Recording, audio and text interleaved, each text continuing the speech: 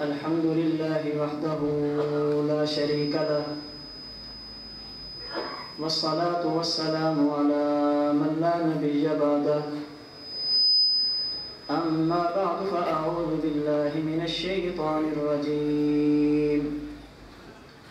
بسم الله الرحمن الرحيم. محمد رسول الله. وقال الله عز وجل: النبي أولى بالمؤمنين من أنفسهم. اللهم صل على محمد وعلى آل محمد كما صليت على إبراهيم وعلى آل إبراهيم إنك حميد مجيد. اللهم بارك على محمد وعلى آل محمد كما باركت على إبراهيم وعلى آل إبراهيم إنك حميد مجيد. طلوع شمس و قمر سے پہلے میں تجھ پہ آقا درود بھیجوں. طلوع شمس و قمر سے پہلے میں تجھ پہ آقا درود بھیجوں. ہر ایک شام و سحر سے پہلے میں تجھ پہ آقا درود بھیجوں. سفر کا آغاز جو کروں میں تو میرے لب پہ ہو نام تیرا. سفر کا آغاز جو کروں میں تو میرے لب پہ ہو نام تیرا. جو لوٹ آؤں تو گھر سے پہلے میں تجھ پہ آقا درود بھیجوں. خم جس کی فضیلت پہ دو عالم کی جبیں ہے. خم جس کی فضیلت پہ دو عالم کی جبیں ہے. سجدگاہ کونین وہ طیبہ کی زمیں ہے. دنیا کا عقیدہ ہے یہ اپنا بھی یقین ہے. دنیا کا عقیدہ ہے یہ اپنا بھی یقین ہے. جو شے ہے مدینے میں کہیں اور نہیں ہے. یہ ارض مقدس ہے یہ طیبہ کی زمین ہے. یہ ارض مقدس ہے یہ طیبہ کی زمین ہے. جنت بھی یہی ساکن جنت بھی یہی ہے. اے ارض مدینہ تیرے اعجاز کا صدقہ. اے خاک مدینہ تیرے اعجاز کا صدقہ. ہے عرش نشیں جو بھی یہاں فرش نشیں ہے. معزز علماء کرام، میرے انتہائی واجب الاحترام بزرگوں، مسلک اہل سنت والجماعت سے تعلق رکھنے والے غیور نوجوان دوستوں اور بھائیوں، میں نے آپ حضرات کے سامنے قرآن کریم کی 2 جگہوں سے 2 آیتوں کا کچھ حصہ تلاوت کیا ہے. اللہ رب العزت قرآن کریم میں فرماتے ہیں: محمد الرسول اللہ. حضرت محمد صلی اللہ علیہ وسلم اللہ کے رسول ہیں.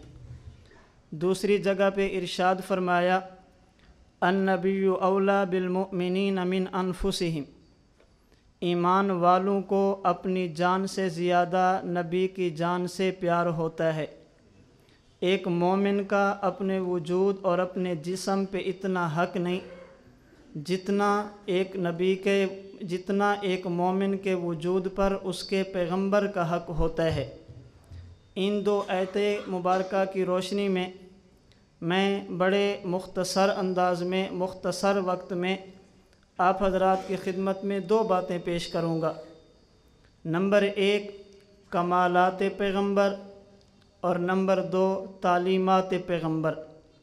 جس پیغمبر کا ہم نے کلمہ پڑھا اس پیغمبر کے کمالات اور اوصاف کیا ہیں. نمبر 2 جس نبی کا ہم نے کلمہ پڑھا اس پیغمبر کی تعلیمات کیا ہیں. یا دوسرے انداز میں جناب نبی کریم صلی اللہ علیہ وسلم کی مبارک زندگی کے 2 حصے ہیں. اللہ کے پاک پیغمبر کی مبارک سیرت کے 2 حصے ہیں.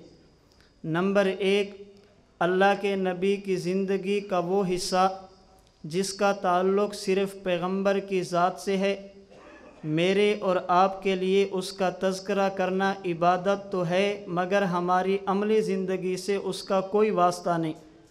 اور پیغمبر کی سیرت کا دوسرا حصہ اللہ کے نبی کی تعلیمات اور پیغمبر کے وہ فرامین ہیں جس میں ثواب بھی ہے اور جس میں ہماری عملی زندگی کا بھی تعلق ہے۔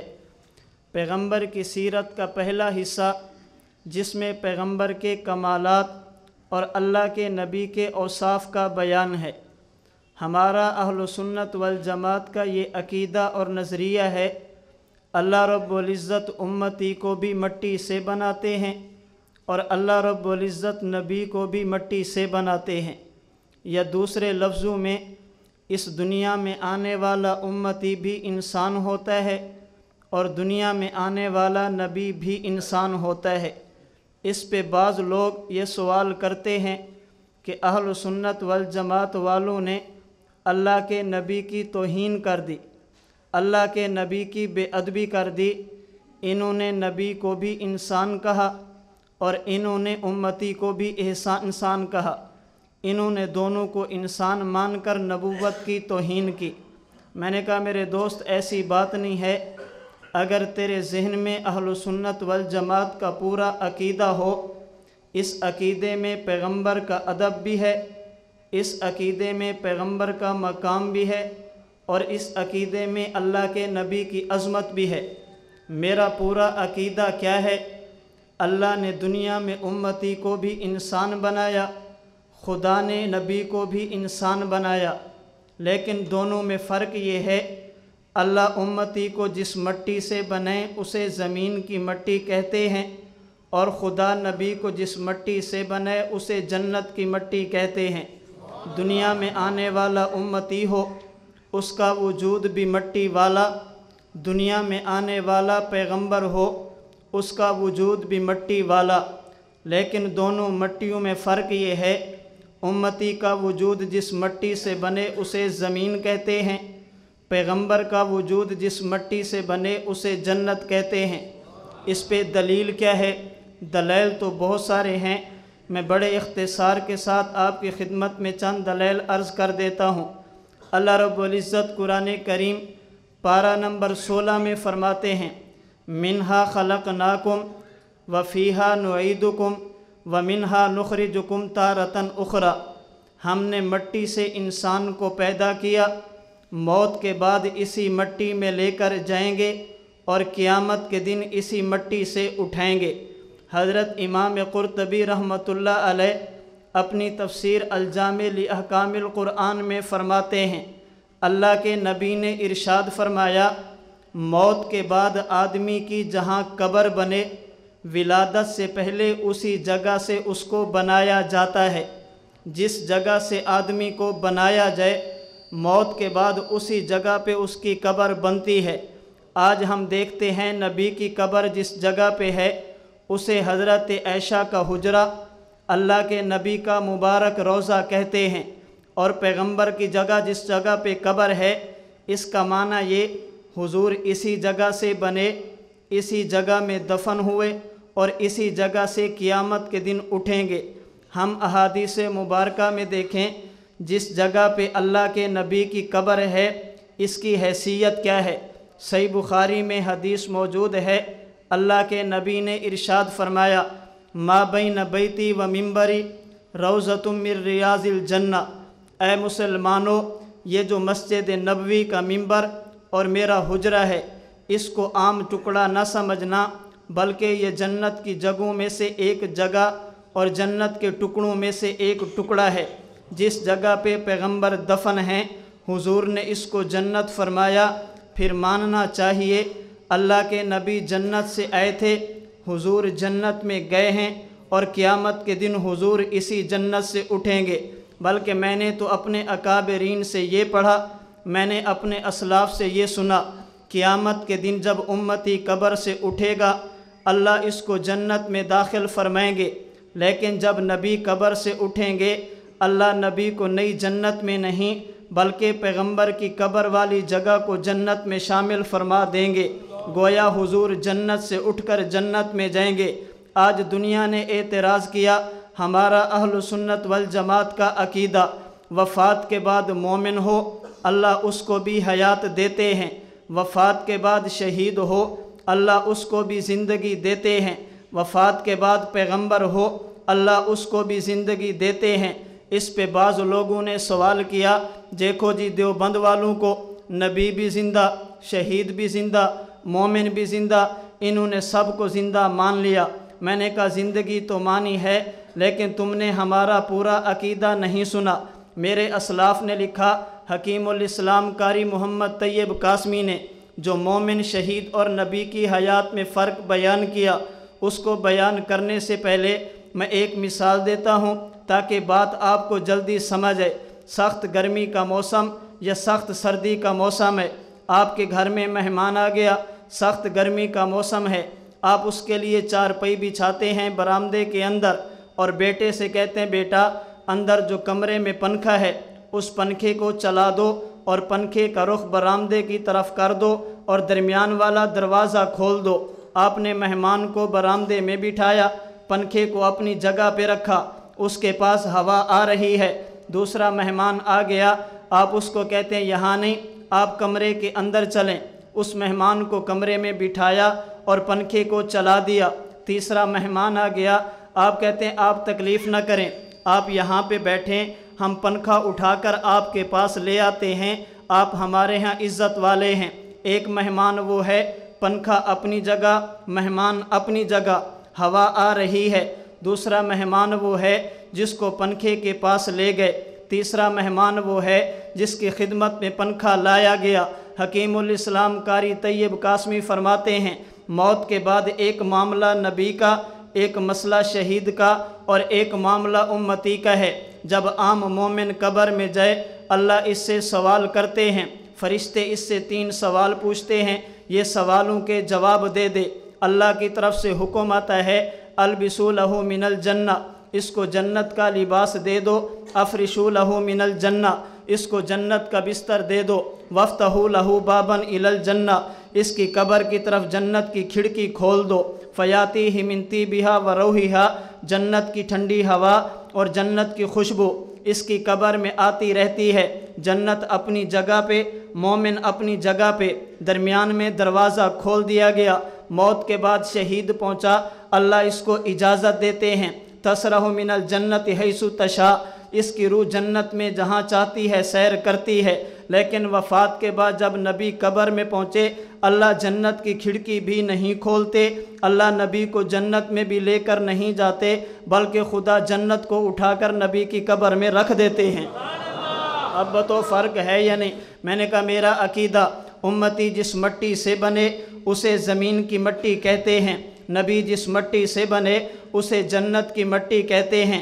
اگر دنیا اور جنت میں فرق ہے تو نبی اور امتی میں فرق ہے، اگر جنت اور زمین میں فرق نہیں تو پھر نبی اور امتی میں فرق نہیں ہے۔ میں نے احادیث مبارکہ میں اللہ کے نبی کے وجود کو بھی دیکھا، میں نے قرآن اور حدیث کی روشنی میں جنت کو بھی دیکھا، مجھے پیغمبر کے وجود میں وہ ساری چیزیں ملی جو خاصہ جنت کا ہیں، جو فیض جنت کا ہیں، جو چیزیں جنت میں ہونی چاہیے اللہ نے اپنے نبی کے وجود میں رکھ دی۔ مثال کے طور پہ جنت کا ایک خاصہ یہ ہے، جنت کی ایک صفت یہ ہے جنت میں خوشبو ہی خوشبو ہوگی، جنت میں بدبو کا تصور نہیں ہوگا۔ میں نے اپنے نبی کے وجود کو دیکھا۔ حضرت انس بن مالک فرماتے ہیں رضی اللہ عنہ ما شممت مسکن ولا عنبرۃ اطیب من رائحۃ النبی صلی اللہ علیہ وسلم، دنیا میں ہم مشقت والا کام کریں ہمارے وجود سے پسینہ نکلتا ہے، پیغمبر نے مشقت والا کام کیا، اللہ کے نبی سے وجود سے بھی پسینہ نکلا ہے، لیکن دونوں میں فرق کیا ہے؟ ہمارا پسینہ اس وجود سے نکلا جو زمین سے بنا ہے، اس لیے پسینے میں بدبو ہے، پیغمبر کا پسینہ اس وجود سے نکلا جو جنت سے بنا ہے، اس لیے خدا نے پسینے میں خوشبو رکھی ہے۔ اس لیے حضرت انس فرماتے ہیں ما شممت مسکن ولا عنبرۃ اطیب من رائحۃ النبی صلی اللہ علیہ وسلم، میں نے عرب کی خوشبوئیں سونگی، میں نے مشک اور عنبر کو دیکھا، لیکن جیسی پیاری خوشبو حضرت محمد کے پسینے سے آتی تھی ایسی خوشبو کسی اور چیز سے نہ آتی تھی۔ مورخین نے یہاں تک لکھا اللہ کے نبی مجلس میں بیٹھ گئے، حضور کو ضرورت پڑی، اللہ کے نبی چلے گئے، صحابہ حضور کو تلاش کرنے کے لیے نکلے، اللہ کے نبی کو تلاش کرتے کرتے صحابہ مدینہ کے اس چوک پہ پہنچے جس کی 2 گلیاں ہیں، ایک گلی ادھر جا رہی ہے، دوسری گلی ادھر جا رہی ہے۔ صحابہ فرماتے ہیں اب ہم سوچتے حضور ادھر گئے ہوں گے یا اللہ کے نبی ادھر گئے ہوں گے، ہم کسی سے پوچھتے نہیں تھے حضور ادھر گئے یا ادھر گئے، بلکہ حضور جہاں سے گزرتے اس گلی کی خوشبو بتاتی یہاں سے گزرے ہیں۔ پھر مجھے کہنے دو نا، پھول تو پھول ہیں حسن کانٹوں میں بھی ہے، پھول تو پھول ہیں حسن کانٹوں میں بھی ہے، لطف جنت سے بڑھ کر مدینے میں ہے، ایسی خوشبو نہیں ہے کسی پھول میں جیسی خوشبو نبی کے پسینے میں ہے۔ اس کی وجہ نبی کے وجود سے پسینہ نکلا، وجود جنت والا، پسینے میں خوشبو ہے۔ نمبر 2، اللہ کے نبی کے وجود کو دیکھیں۔ میں نے قرآن اور حدیث کی روشنی میں جنت کو پڑھا، جنت میں خدا نے شفا رکھی، جنت میں وبا نہیں ہے، جنت میں شفا ہے، جنت میں بیماری نہیں ہے۔ آج ہم دنیا میں جائیں کسی ایسی جگہ پہ جو اڈا ہو یا کسی ایئرپورٹ پہ جائیں، ہسپتال پہ جائیں، وہاں پہ ایک جملہ لکھا ہوتا ہے یہاں پہ تھوکنا منع ہے، یہاں پہ تھوکنا نہیں ہے۔ ہم پوچھتے ہیں تھوکنا کیوں نہیں ہے؟ کہتے ہیں جی جب بندہ تھوکے جراثیم ہوتے ہیں جس کی وجہ سے بیماریاں پھیلتی ہیں، معلوم ہوا میں اور آپ تھوکیں بیماریاں پھیلتی ہیں۔ میں نے پیغمبر کے لعاب کو دیکھا، غزوہ خیبر کا موقع، اللہ کے نبی نے حضرت علی کو بلایا، علی جھنڈا لو کل قلعہ فتح کرنا ہے۔ یا رسول اللہ میری تو آنکھ درد کر رہی ہے، میری تو آنکھ زخمی ہے۔ فرمایا علی ادھر آؤ، اللہ کے نبی نے لعاب لگایا، حضرت علی کی آنکھ ٹھیک ہو گئی۔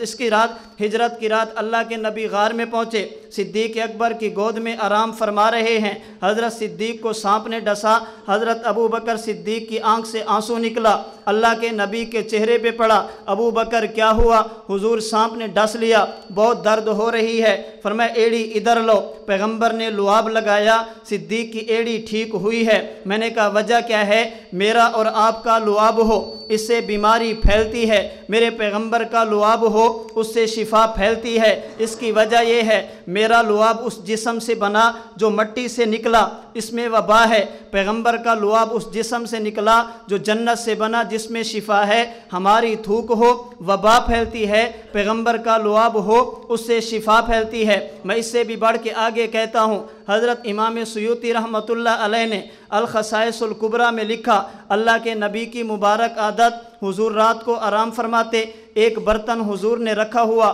رات کو اٹھتے اس میں بول فرماتے، صبح اٹھ کر کوئی خادم اس کو باہر پھینک دیتا، اللہ کے نبی رات کو اٹھے، پیغمبر نے برتن میں بول فرما دیا۔ حضرت نبی کریم صلی اللہ علیہ وسلم کے گھر میں رہنے والی حضرت ام ایمن کی آنکھ کھلی، ان کو پیاس لگی، انہوں نے پیغمبر کا بول پی لیا، صبح ہوئی تو حضور کو بتایا، یا رسول اللہ رات عجیب مسئلہ پیش آ گیا، مجھے پیاس لگی، میں نے پانی سمجھ کر آپ کا بول پی لیا۔ حضرت امام سیوطی فرماتے ہیں فضاحکہ، اللہ کے نبی ہنس پڑے، اللہ کے نبی مسکرا پڑے، فرمایا اے ام ایمن تیرے پیٹ میں نبوت کا بول گیا، لن تشتکی بدنوں کی بعد یوم کی حاضہ، آج کے بعد کبھی تیرے پیٹ میں تکلیف نہیں ہوگی کیونکہ تیرے پیٹ میں نبوت کا بول ہے۔ حضرت امام سیوطی نے باب باندھا، باب استشفاء ببول النبی صلی اللہ علیہ وسلم، امتی کا بول ہو اس سے بیماری پھیلتی ہے، پیغمبر کا بول ہو اس سے شفا ملتی ہے۔ اس کی وجہ یہ ہے ہمارا بول اس جسم والا جو زمین سے نکلا ہے، پیغمبر کا بول اس جسم والا جو جنت سے آیا ہے، جنت میں شفا ہے، دنیا میں وبا ہے۔ اللہ کے نبی کی صفات کو دیکھتے جائیں، جو جو چیز جنت میں ہونی چاہیے اللہ نے جمع کر کے پیغمبر کے وجود میں رکھ دیے۔ اللہ کے نبی کے صفات بہت ساری ہیں جن کو محدثین نے اپنی اپنی کتب میں بیان کر دیا۔ مثال کے طور پہ ان میں سے ایک صفت یہ ہے، آپ قرآن اور حدیث کی روشنی میں دیکھیں، جنت میں نیند نہیں ہے، جنت میں بیداری ہی بیداری ہے۔ آپ پیغمبر کے وجود کو دیکھیں، صحیح بخاری میں ہے، اللہ کے نبی رات کو اٹھے، حضور نے نفل پڑھے، नफिल पढ़ने के बाद सो गए। सोने के बाद हुजूर उठे और बग़ैर वज़ू किए अल्लाह के नबी ने वितर शुरू किए। हज़रत आयशा सिद्दीक़ा ने पूछा, या रसूल अल्लाह, आप सो गए थे, वज़ू नहीं किया, आपने वितर शुरू कर दिए। फरमाया, आयशा, मुझे नबी कहते हैं, मुझे उम्मती नहीं कहते। जब उम्मती सो जाए आँख भी सोती है, दिल भी सोता है। जब नबी सो जाए आँख सोती है दुनिया में रहने की वजह से, और दिल जागता है जन्नत में आने की वजह से। जन्नत में चूँकि नींद नहीं है, इसलिए खुदा ने पैगंबर के दिल को हमेशा नींद से पाक रखा। उम्मती सो जाए तो वज़ू टूटता है, नबी सो जाए तो वज़ू नहीं टूटता। ये अल्लाह के नबी के कमालात हैं जिसमें जन्नत की सिफ़ात पाई जाती हैं। मैंने कुरान और हदीस की रोशनी में जन्नत को पढ़ा। जन्नत का एक ख़ासा ये है, जन्नत का एक कमाल ये है, जन्नत में मक्खी का वजूद नहीं होगा। मैंने पैगंबर के वजूद को देखा, हदीस मुबारक में है, लम यजलिसी ज़ुबाबु अलैहि क़त्तु। खुदा ने पैगंबर की पूरी ज़िंदगी अल्लाह के नबी के जिस्म पे कभी मक्खी नहीं बैठने दी। उसकी वजह यह है, नबी का वजूद जन्नत वाला जो है। मैंने पैगंबर के कमालात को देखा। अल्लाह के नबी का एक कमाल ये है, अल्लाह के नबी की एक सिफ़त ये है, कान यंजुरु मिन खल्फिही कमा कान यंजुरु मिन इमामिही मिन अमामिही। अल्लाह के नबी जैसे आगे देखते, हुजूर इसी तरह पीछे भी देखते थे। ये अल्लाह के नबी का कमाल है। पैगंबर का एक कमाल ये है, लम यहतलिम क़त्तु। अगर अल्लाह के नबी सो जाते, अल्लाह के नबी की नींद की हालत में भी हुजूर के कपड़े नापाक नहीं होते थे। ये तो नबुव्वत की बात है। मेरे दोस्तों, एक बात पे तवज्जो रखना, ये सारी सिफ़ात नबुव्वत की हैं। मैं और आप कितने खुशकिस्मत हैं, अल्लाह ने हर उम्मत को नबी दिया। खुदा ने मुझे और आपको इमामुल अंबिया दिया। हर उम्मत के पास सिर्फ नबी है, हमारे पास नबी वो है जो इमामुल अंबिया है। बल्कि मैं इससे भी बढ़कर कहने लगा हूँ, अल्लाह ने हर उम्मत को वो नबी दिया जिसका कलमा उम्मत ने पढ़ा है। हमें खुदा ने वो नबी दिया जिसका कलमा उम्मत ने भी पढ़ा, जिसका कलमा नबियों ने भी पढ़ा। हर उम्मत को नबी मिला जिसने उम्मत की इमामत की है, जिसके पीछे उम्मत ने नमाज़ें पढ़ी हैं। खुदा ने हमें नबी वो दिया जिसके पीछे उम्मत ने भी नमाज़ें पढ़ी, जिनके पीछे अंबिया ने भी नमाज़ पढ़ी है। खुदा ने हर उम्मत को नबी दिया, नबी ऐसा जो अल्लाह से लेकर उम्मत को देता था। खुदा ने हमें नबी वो दिया जो अल्लाह से लेकर उम्मत को भी देते हैं, अल्लाह से लेकर नबियों को भी देते हैं। अल्लाह ने हर उम्मत को नबी दिया जो क़यामत के दिन उठेंगे तो शफ़ाअत उम्मत की करेंगे। खुदा ने नबी हमें वो दिया जो क़यामत के दिन उम्मत की शफ़ाअत भी करेंगे, क़यामत के दिन अंबिया की शफ़ाअत भी फरमाएंगे। ये खुदा ने हमें नबी दिया। मैं इन फ़र्क़ों में से सिर्फ़ एक फ़र्क़ की वजाहत करने लगा हूँ, अपना अकीदा बयान करने लगा हूँ, अल्लाह के नबी की ख़त्म नबुव्वत और पैगंबर की अज़मत पे दलील देने लगा हूँ। अल्लाह ने हर उम्मत को नबी दिया, और नबी ऐसा जिनकी नबुव्वत का दायरा महदूद था, उनके लिए एक जगह थी। और खुदा ने हमें ऐसा नबी अता फरमाया जिनकी नबुव्वत गैर महदूद है। ऐसा नबी अता फरमाया जिनकी नबुव्वत गैर महदूद। हमारे पैगंबर की नबुव्वत कहाँ कहाँ तक है, हुजूर किस किस जगह के नबी हैं, मैं इसको समझाने से पहले आप हजरात से एक सवाल करता हूँ। सरगोदा के दोस्तों, मुझे आप बताओ, वो कौन सा गुनाह है, वो कौन सा जुर्म है, वो कौन सी बदकारी और कौन सा गलत काम है जो पहली उम्मतें करती थी और आज का मुसलमान नहीं करता? वो कौन सा गुनाह जो उन्होंने किया हो और आज का मुसलमान न करता हो? ये बात आपने समझनी है। मैंने आपको अपने नबी की नबुव्वत का दायरा समझाना है। मेरे हुजूर किस किस जगह के नबी, मेरे पैगंबर की नबुव्वत कहाँ कहाँ तक है, आज वो कौन सा जुर्म है जो पहली उम्मतों ने किया, मैं और आप नहीं करते। चोरी और डकैती उनमें थी, आज के मुसलमान में भी मौजूद है। नबी की नाफरमानी वो करते थे, आज का मुसलमान भी करता है। नाप तोल में कमी वो करते थे, आज का ताजर भी करता है। पैगंबर की बात नहीं माननी जुर्म उनमें था, आज के मुसलमान में भी है। झूठ वो बोलते थे, आज का मुसलमान भी बोलता है। लेकिन कभी आपने तवज्जो की, आखिर वजह क्या है? उस उम्मत का बंदा झूठ बोले, अल्लाह शक्ल बिगाड़ देते हैं। इस उम्मत का बंदा झूठ बोले, अल्लाह शक्ल नहीं बिगाड़ते। वो अगर नाप तोल में कमी करें, कौम शुएब की सूरत में अल्लाह आसमान से आग बरसा देते हैं। इस उम्मत का ताजर मिलावट करे, आग क्यों नहीं बरसती? اگر پہلی امت کا گناہ گار نبی کی بات نہ مانے اللہ ہلاک کر دیتے ہیں، یہ امتی نافرمانی کرے عذاب کیوں نہیں آتا؟ اگر وہ چوری اور ڈکیتی کریں قوم لوط کی صورت میں اللہ پتھر برسا دیتے ہیں، اس امت کے لوگ اگر یہ کام کریں پتھر کیوں نہیں برستے؟ ممکن ہے آپ کے ذہن میں ہے مولانا صاحب اصل بات یہ ہے ہم نمازیں بہت پڑھتے ہیں، ہم روزے بہت رکھتے ہیں، ہم نیکیاں بہت کرتے ہیں، اس وجہ سے عذاب نہیں آتا۔ اللہ نے اس سوال کا جواب بھی قرآن میں دیا ہے، فرمایا وَلَوْ يُؤَاخِذُ اللَّهُ النَّاسَ بِمَا كَسَبُوا مَا تَرَكَ عَلَى ظَهْرِهَا مِن دَابَّةٍ، اے پیغمبر اگر میں تیری امت کو، اگر ان انسانوں کو بِمَا كَسَبُوا ان کے گناہوں کی وجہ سے پکڑنا شروع کر دوں، مَا تَرَكَ عَلَى ظَهْرِهَا مِن دَابَّةٍ ان میں سے ایک بھی زمین پہ رہنے کے قابل نہیں ہے، یہ سارے عذاب کے مستحق ہیں، اللہ پھر عذاب کیوں نہیں آتا؟ اب توجہ رکھنا، عذاب کیوں نہیں آتا؟ ہم نے سارے گناہ کیے، اجماعی عذاب پھر بھی نہیں آیا۔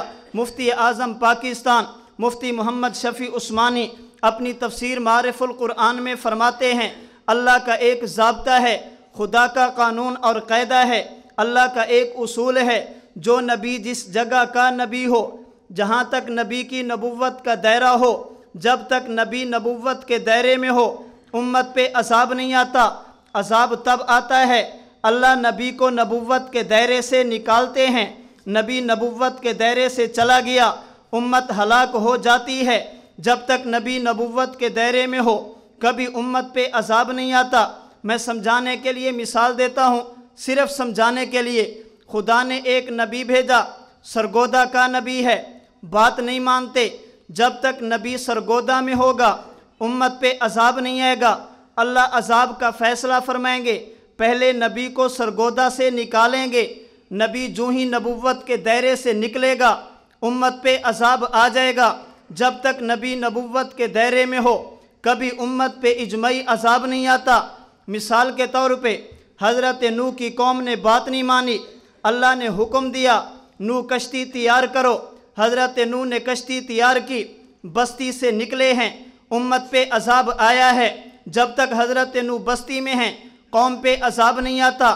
حضرت لوط کی قوم نے نافرمانی کی، فرمایا رات کے وقت یہاں سے ہجرت کرو، حضرت لوط بستی میں ہیں، عذاب نہیں آتا، نبوت کے دائرے سے نکلے ہیں، قوم لوط پہ عذاب آیا ہے۔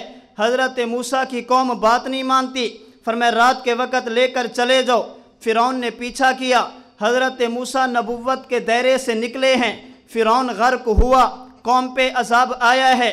مفتی صاحب رحمۃ اللہ علیہ فرماتے ہیں اللہ کی عادت اور قانون یہ ہے جب تک نبی نبوت کے دائرے میں ہو کبھی عذاب نہیں آتا، جب نبی نبوت کے دائرے سے نکل جائے پھر نافرمانوں پہ عذاب آتا ہے۔ اب توجہ رکھنا، آج امت گناہ کرتی ہے، ہم پہ عذاب کیوں نہیں آتا؟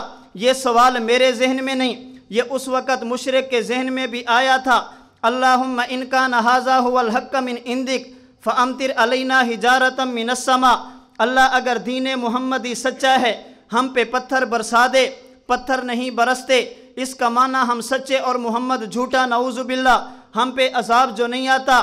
اللہ نے جواب دیا، فرمایا وما لہم اللہ یعذبہم اللہ، اے پیغمبر یہ عذاب کے مستحق ہیں، ان کے گناہ اتنے ہیں، ان پہ پتھر برسنے چاہیے، ان کے جرائم اتنے ہیں، ان کو زمین میں دھنسا دینا چاہیے، ان کے جرائم اتنے ہیں، ان پہ آگ برسانی چاہیے، لیکن عذاب کیوں نہیں آتا؟ فرمایا وما کان اللہ لیعذبہم وانت فیہم، اے پیغمبر تو جو موجود ہے میں ان پہ عذاب کیسے بھیجوں؟ چونکہ اللہ کے نبی مکہ میں ہیں، عذاب نہیں آیا۔ حضور نے مکہ سے ہجرت کی، پیغمبر مدینہ پہنچے، اب مکہ میں نہیں، حضور تو مدینہ میں ہیں، اللہ اب تو عذاب بھیج دے، مکہ والوں کو ہلاک کر دے۔ فرمایا نانا وانت فیہم، اے پیغمبر وہ نبی اور تھے جو ایک علاقے کے نبی تھے، ان کی نبوت کا دائرہ محدود تھا، آپ مکہ کے بھی نبی ہیں، مدینہ کے بھی نبی ہیں، نبوت کے دائرے سے نکلے جو نہیں ہیں، آپ کی قوم پہ عذاب کیسے بھیجوں؟ حضور یہاں سے چلے، پیغمبر بدر، احد، خندق، حنین میں پہنچے، اللہ مکہ میں بھی نہیں، حضور مدینہ میں بھی نہیں، اللہ اب تو عذاب بھیج دے۔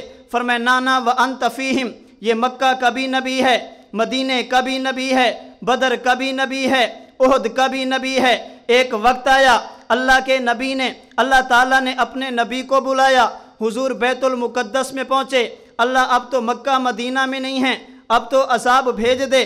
فرمایا نانا وانت فیہم، یہ بیت المقدس کا بھی نبی ہے۔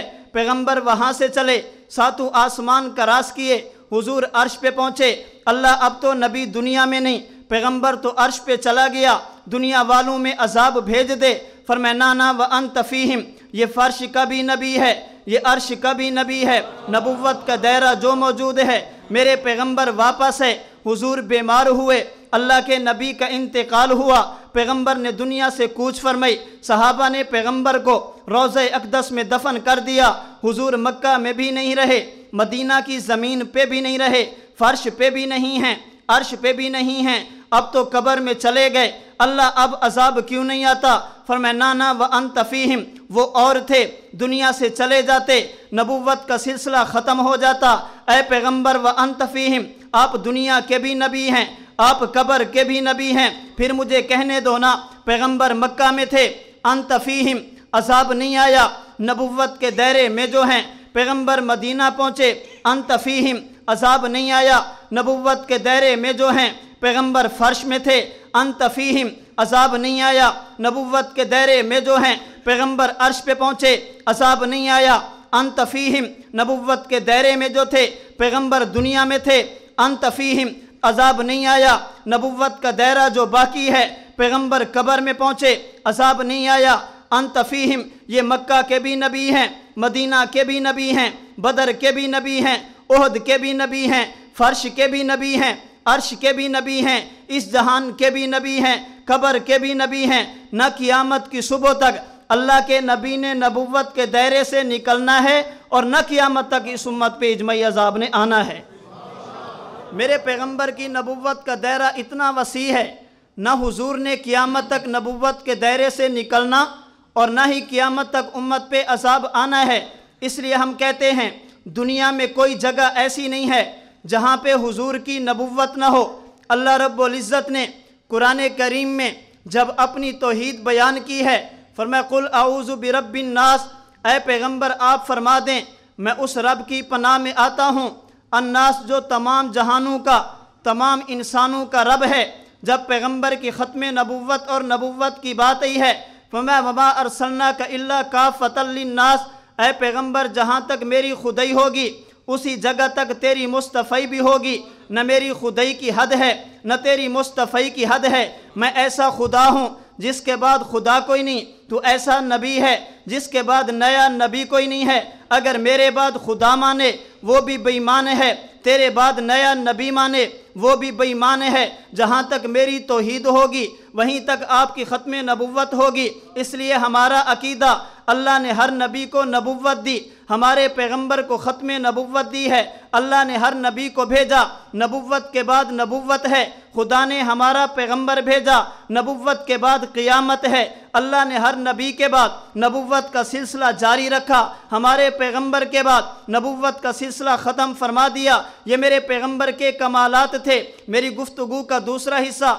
جس میں اللہ کے نبی کی تعلیمات ہیں، ہمارا عقیدہ ہے پیغمبر کے کمالات کو بیان کرنا ثواب ضرور ہے، پیغمبر کے کمالات کو بیان کرنا ایمان کے درجات کو بلندی ملتی ہے، اللہ کے نبی کے کمالات کو بیان کرنا انسان کی رفعت کا ذریعہ بنتا ہے، اللہ کے نبی کے کمالات کو بیان کرنا ہمارے ایمان کا حصہ ہے۔ لیکن اس میں میرا اور آپ کا عملی زندگی سے کوئی واسطہ نہیں ہے۔ میں اور آپ چاہیں ہمارے پسینے سے خوشبو ہے، کبھی نہیں ہو سکتا۔ میں اور آپ چاہیں ہمارے لعاب اور بول میں شفا ہو، ایسا نہیں ہو سکتا۔ پیغمبر کی زندگی کا دوسرا حصہ جس میں اللہ کے نبی کی تعلیمات ہیں، حضور چلے کیسے، مجھے اور آپ کو چلنا چاہیے، پیغمبر رکے کیسے، مجھے اور آپ کو رکنا چاہیے۔ بلکہ میں اس کو بھی ایک سوال اور جواب کے انداز میں آپ کی خدمت میں عرض کر دوں۔ اللہ نے قرآن کریم میں فرمایا وما خلقت الجن والانس الا لیعبدونی،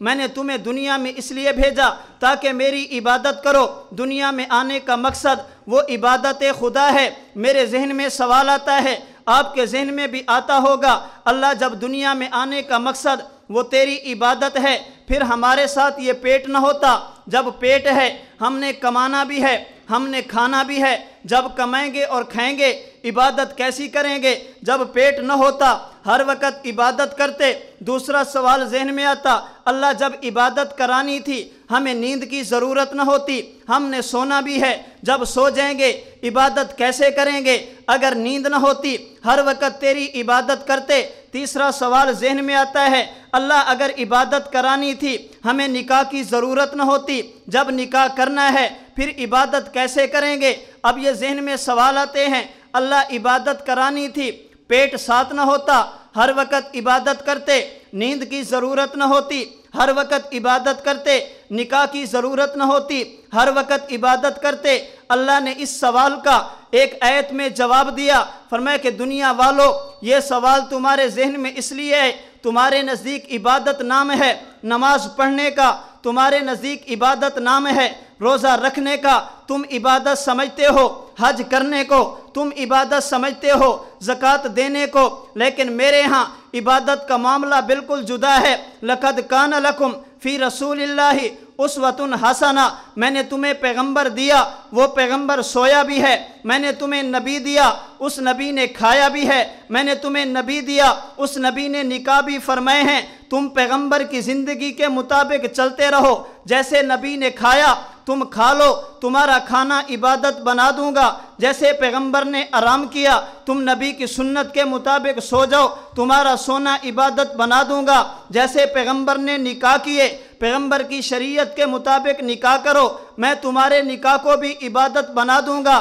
ہمارے ہاں عبادت نام ہے نماز کا، اللہ کے ہاں عبادت نام ہے ادائے مصطفیٰ کا، جو کام حضور نے کیا اس کا کرنا عبادت ہے، جو پیغمبر نے چھوڑا اس کا چھوڑنا عبادت ہے۔ پھر آج ضرورت ہے اللہ کے نبی کی تعلیمات کو اجاگر کرنے کی، اگر تاجر ہے نبی کی تجارت موجود ہے اسوہ حسنہ بنا لو، اگر عالم ہے پیغمبر کی تعلیم موجود ہے اسوہ حسنہ بنا لو، اگر مبلغ ہے پیغمبر کی تبلیغ ہے اسوہ حسنہ بنا لو، اگر یہ باپ ہے میرے پیغمبر نے باپ بن کے دکھایا اسوہ بنا لو، اگر یہ شوہر ہے پیغمبر نے بیویوں کو سنبھالا یہ اس کو اپنا لے، اگر اللہ کے نبی اگر کوئی سسر ہے پیغمبر سسر بنے ہیں نبی کی ادا کو اپنا لے، میرے پیغمبر کی ایک ایک ادا اپناتے جاؤ، جو حضور نے کیا اس کا کرنا عبادت ہے، جو حضور نے چھوڑا اس کا چھوڑنا عبادت ہے۔ عبادت نام ہے حکم خدا ہو، طریقہ مصطفیٰ ہو، جیسے حضور چلتے گئے مجھے اور آپ کو چلتے رہنا چاہیے، جہاں پہ حضور نے کام کیا ہمارے لیے کرنا عبادت، جو حضور نے چھوڑا اس کا چھوڑنا عبادت ہے۔ ایک واقعہ میرے ذہن میں آیا، ہمارے شیخ نے ہمیں سنایا، ایک شخص کہنے لگا مولانا صاحب یہ بتائیں یہ جو ہم نماز پڑھتے ہیں نماز اگر ننگے سر پڑھیں تو؟ استاد جی فرمانے لگے ننگے سر نماز پڑھو گے ثواب کم ملے گا، ننگے سر نماز پڑھو گے سنت کی مخالفت ہوگی۔ اس نے کہا اچھا یہ بتائیں جب حج یا عمرے کے لیے جاتے ہیں ایک وقت آتا ہے انسان سر پہ کوئی چیز نہیں پہنتا، وہاں بھی تو ننگے سر ہوتا ہے، کیا وہ خلاف سنت ہوتا ہے؟ فرمایا کہ نہ وہ سنت کے مطابق ہے۔ مولانا صاحب کیسی عجیب بات، اگر ہم یہاں پہ پگڑی اتار دیں یہاں پہ ٹوپی اتار دیں آپ کہتے سنت کی مخالفت ہے، اگر وہاں پہ اتار دیں آپ سنت کی مخالفت نہیں کہتے۔ ہمارے شیخ فرمانے لگے تو بات کو سمجھا نہیں ہے، تیرے ذہن میں پگڑی کا نام عبادت ہے، ہمارے نزدیک پگڑی کا نام عبادت نہیں ہے، عبادت نام ہے طریقہ مصطفیٰ کا، جب حضور نے پہنی ہے اس کا پہننا عبادت ہے، جب حضور نے اتاری ہے اس کا اتارنا عبادت ہے۔ پیغمبر احرام کی حالت میں نہ ہوتے، پیغمبر نے سر پہ کپڑا پہنا ہے، حضور احرام کی حالت میں ہوتے، حضور نے کپڑا اتارا ہے۔ میری اور آپ کی نماز کا نام دین نہیں ہے، ہمارے روزے کا نام دین نہیں ہے، ہماری تلاوت کا نام دین نہیں ہے، دین نام ہے ادائے مصطفیٰ کا، حضور نے کیا ہے کرنا عبادت ہے، پیغمبر نے نہیں کیا چھوڑنا عبادت ہے۔ اس لیے ضرورت اس بات کی ہے اللہ کے نبی کی تعلیمات کو اجاگر کیا جائے، میرا اور آپ کا چلنا पैगंबर जैसा बन जाए, हमारी गुफ्तगू पैगंबर जैसी बन जाए, हमारी खुशी और गमी ये पैगंबर जैसी बन जाए, फिर मुझे और आपको कहना नहीं पड़ेगा मैं आशिक़ रसूल हूँ, लिखवाना नहीं पड़ेगा मैं अल्लाह के नबी से प्यार करता हूँ, फिर मेरा चलना बताएगा ये वाकई नबी का मुहिब है, मेरा बैठना बताएगा ये वाकई अल्लाह के नबी का आशिक है, मेरी खुशी और गमी बताएगी ये वाकई अल्लाह के नबी का आशिक है। क्यों? इसलिए कि परवाना कहता नहीं कि वो परवाना है, वो जल के बताता है कि वो परवाना है। कभी परवाना ये नहीं कहता मैं परवाना हूँ, वो आग पे जल के बताता है कि मैं परवाना हूँ। इसलिए ज़रूरत इस बात की है आज अल्लाह के नबी की तालीमात को उजागर किया जाए, मेरी और आपकी पूरी ज़िंदगी अल्लाह के नबी की ज़िंदगी के मुताबिक हो जाए, हमारी गुफ्तगू, हमारा खामोश रहना, हमारा चलना और फिरना अल्लाह के नबी की सुन्नत और पैगंबर की शरीयत के मुताबिक हो जाए, इस बात की ज़रूरत है। अल्लाह रब्बुल इज़्ज़त से दुआ है अल्लाह मुझे और आपको अपने महबूब की तालीमात के मुताबिक ज़िंदगी गुजारने की तौफ़ीक़ अता फ़रमाए। व आखिरु दावाना अनिल हम्दुलिल्लाहि रब्बिल आलमीन। ला इलाहा इल्लल्लाह, ला इलाहा इल्लल्लाह, ला इलाहा इल्लल्लाह, मा लना रब्बुन सिवा। ला इलाहा इल्लल्लाह।